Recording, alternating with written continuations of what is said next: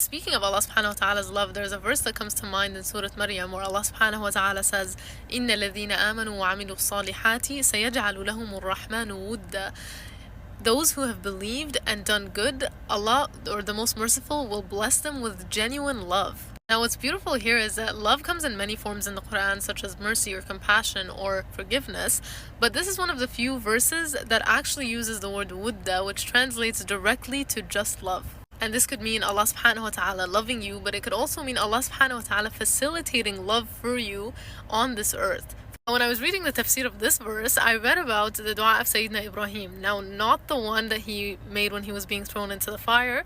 It was actually the one that he made when he had to leave, like migrate, and leave behind his wife and his son Sayyidina Ismail. This was the command of Allah, and he obviously rushed to do what Allah subhanahu wa ta'ala told him to do. But as soon as he left and he could no longer see his wife and his son, he made this dua. It says, رَبَّنَا إِنِّي أَسْكَنْتُ مِن ذُرِّيَّتِي بِوَادٍ غَيْرِ ذِي زَرْعٍ عِنْدَ بَيْتِكَ الْمُحَرَّمِ. Oh Allah, I have settled members of my family in a barren valley near your sacred house. رَبَّنَا لِيُقِيمُوا الصَّلَاةَ فَاجْعَلْ أَفْئِدَةً مِّنَ النَّاسِ تَهْوِي إِلَيْهِمْ. Oh Allah, so that they may establish prayer.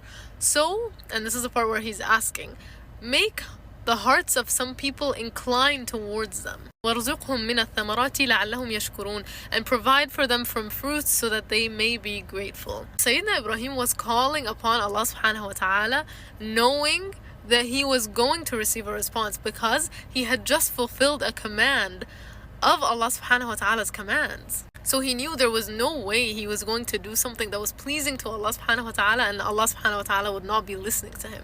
But the part where he says, فَجْعَلْ أَفْئِدَةً مِّنَ النَّاسِ تَهْوِي إِلَيْهِمْ. So make the hearts of some people inclined towards them. Now this is the location of Mecca today.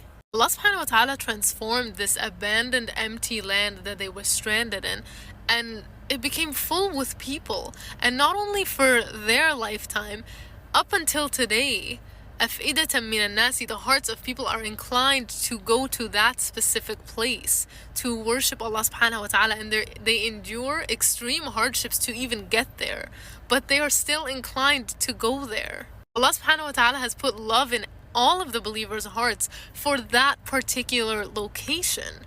Sayyidina Ibrahim was only praying for that specific moment, for that specific time. So this is how when you make a dua and you're imagining Allah subhanahu wa ta'ala's response, you cannot possibly do any justice or imagine what Allah subhanahu wa ta'ala's response could be, because it will always be much better than what you are asking for with your limited imagination, with your limited thinking.